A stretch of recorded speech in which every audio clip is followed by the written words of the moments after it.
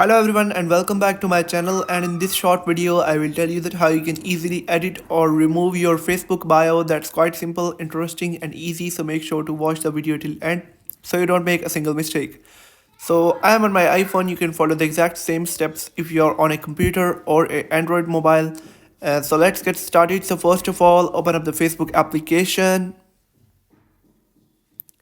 and once you are on this page you'll have to tap on menu on the bottom right and then tap on your name on the top.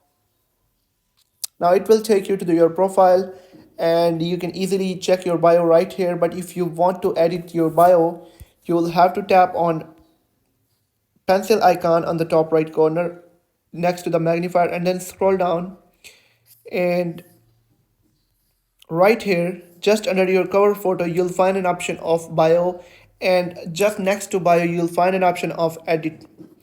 Now all you'll have to do is to tap on edit, and basically it will give you two options. You can remove your bio by tapping on remove, and if you want to edit your bio you can simply tap on edit bio, and right on this page you will be able to edit your bio.